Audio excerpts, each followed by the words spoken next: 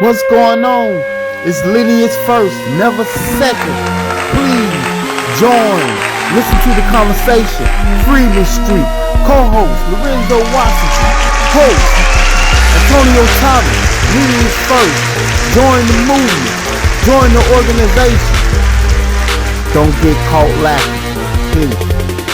And sponsored by New Life Learners. Yeah, so when you're talking about ethnicity, you're getting really to the point. Because there's certain ways that you should move as a group. It's just like a family. See, I could be with your family when they come around, but that could be your grandmother, but you come from their children. So the father or mother that associate to that grandmother, you're through their family. And they have their own structure, rules, and regulations. But as a whole, we are a family through our grandparents, and so on. It breaks down like that. And so when you're moving in the space with a ethnic guideline, what are you really doing is moving with the process on what's inherently comfortable with you. Because you start off with you should be starting with the leading with your ethnicity, your nationality, and then your race. Those are the classifications that they use, which we wish that would not be any, but then it'd be another criteria, because things have to be classified in a way so you will know how to identify it, find it, or create it, And it's always a perspective on everything. You either could do it as a benefit or a detriment. And the way we build things as a benefit, because what we did when we came out of slavery, and slavery is the institution. Now, when we talk about slavery, a lot of people just want to think we're talking about the people who were enslaved. No, there was a whole group and process that went through that. Not only were people who was taken from Africa and brought here was enslaved, people who was indigenous already here, who came from Africa thousands of years before the European came here, was enslaved. And indigenous people that probably was on this planet and on that landmass before the tectonic plates broke apart, or the Great Flood, or whatever you want to call it, separated everything. You can go and use everything that we have in our disposal in history, and it will tell you that it was people already on the planet everywhere. There's no barren land, and that's why they say indigenous. So for you to actually believe that a group of people was already here, and you introduce the other group of people, that the people that was already here just disappears. Only way they can disappear unless you knowingly erase them off the planet. And the way humans are, the people who came here, and you see how they did us, you don't think they was mixing with the people that was here? And then you put other people in the same proximity with them, you don't think they was mixing with other people here? Because they didn't have the same notion of race or racism that the people who colonized had.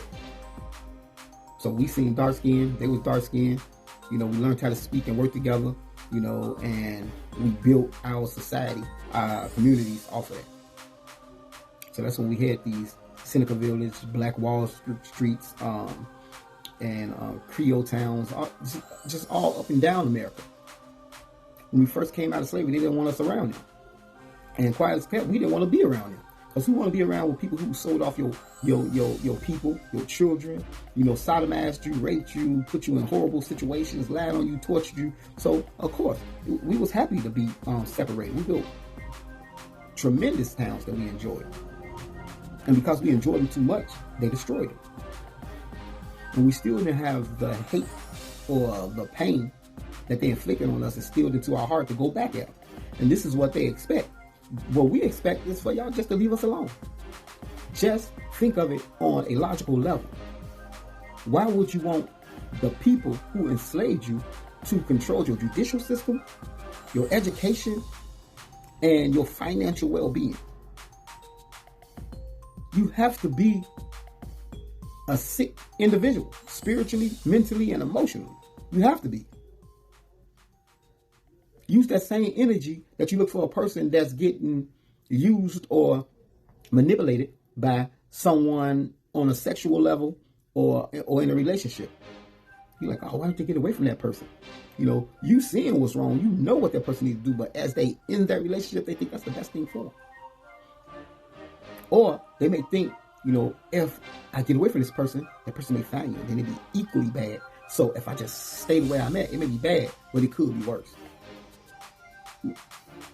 We can't afford that type of mindset, and individuals who have that mindset. I was asked, why do I call myself a freedman American? Because that's what my ancestors fought for. And your ancestors are not just enslaved individuals. It's those individuals who was classified with you as one specific group, and y'all built a community and instilled in that for over 150 years.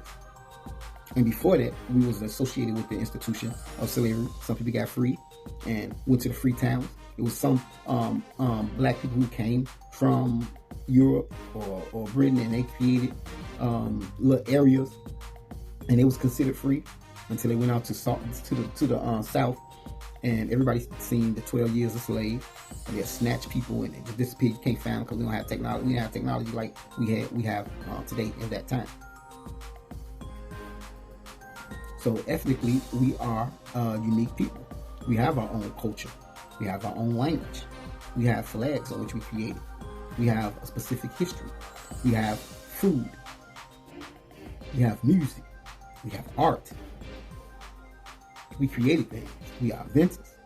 So when you look at all these things that a specific group created, that makes them a specific group, and that makes them a culture. And this is by definition. So there is a lot of reasons to call yourself a freedman. And if there's more reasons to call myself an African American or a Negro or a Black American, please let me know. Because these are the reasons that I call myself a freedman. So in my background, I have slavery in my background, you know, and also have it's alluding to what I have indigenous in my background too. So I have both, and that's most of us probably gonna have that because we live in the same communities. When slavery was abolished, after we fought, you know, in 1865 and freed the country, you know, we was promised land, and that land was promised to us through the act of war, which should never been taken back after we helped America gain its structure back, unified the country.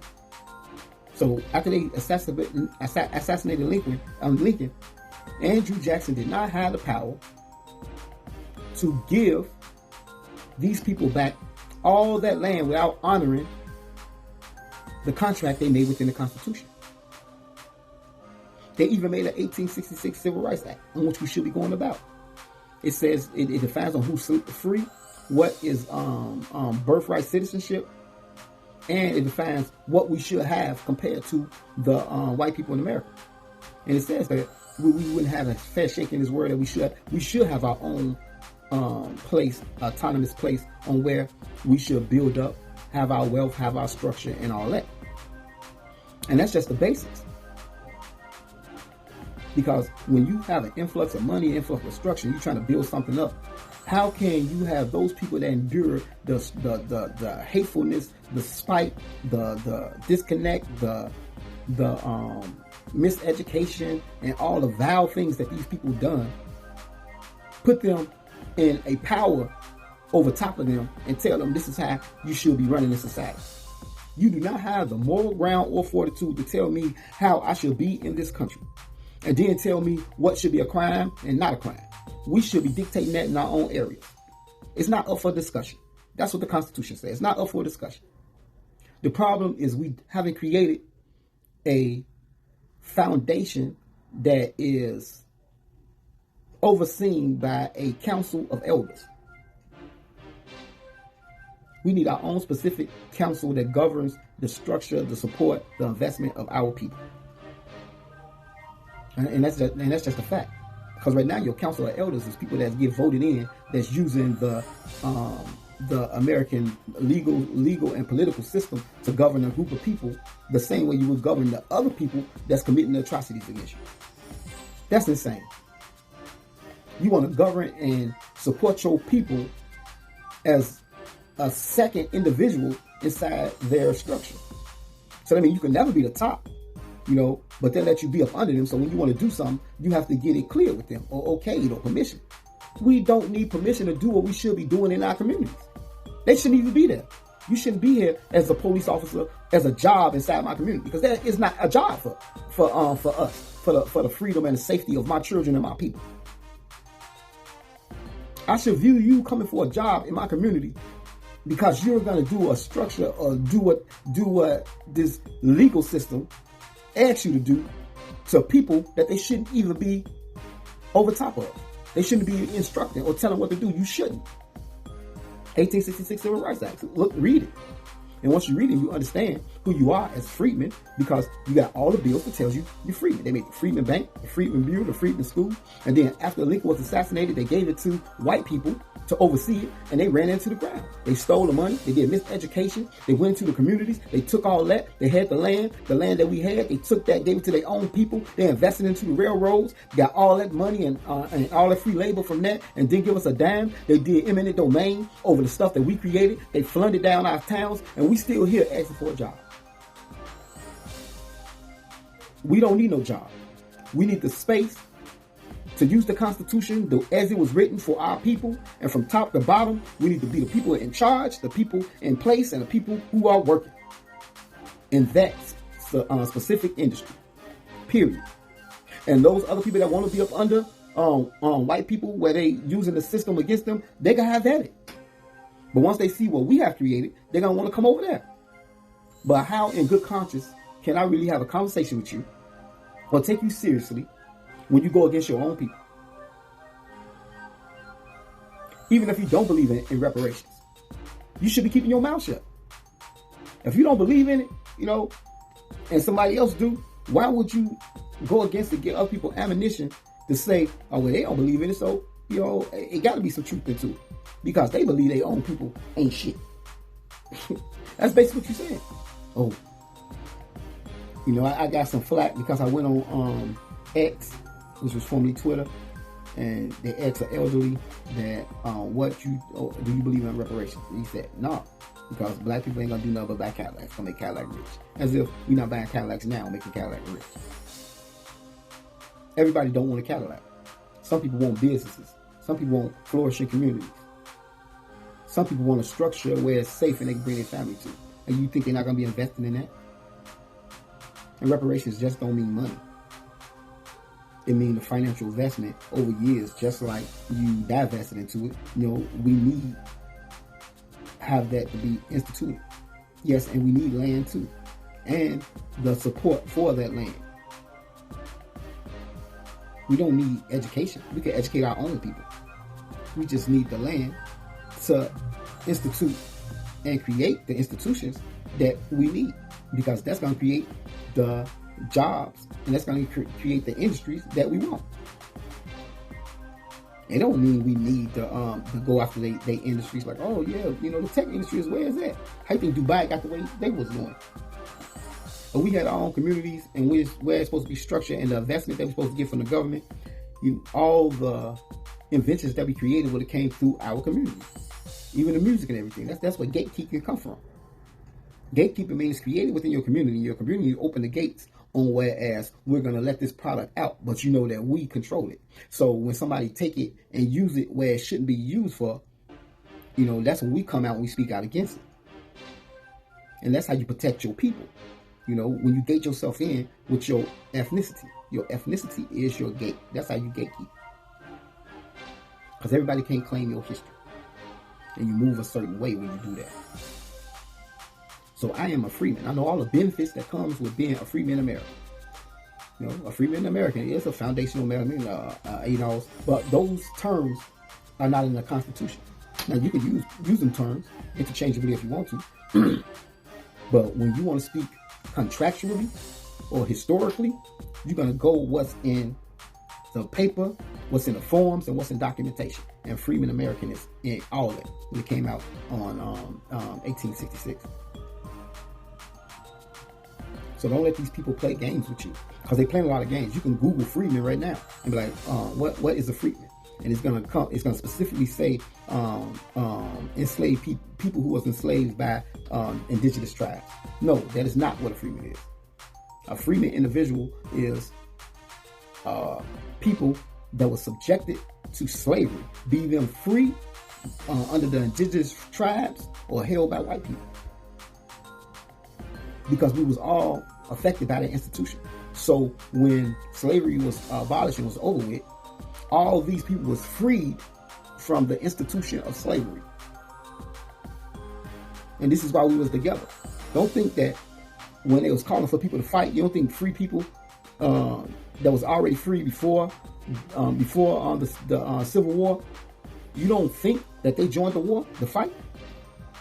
You don't think indigenous people, who was enslaved to and was hiding out in some of their own little areas in America, came out to fight the war against that, to get vengeance on what happened to their people and get some of their people back who was took or lost over in the South?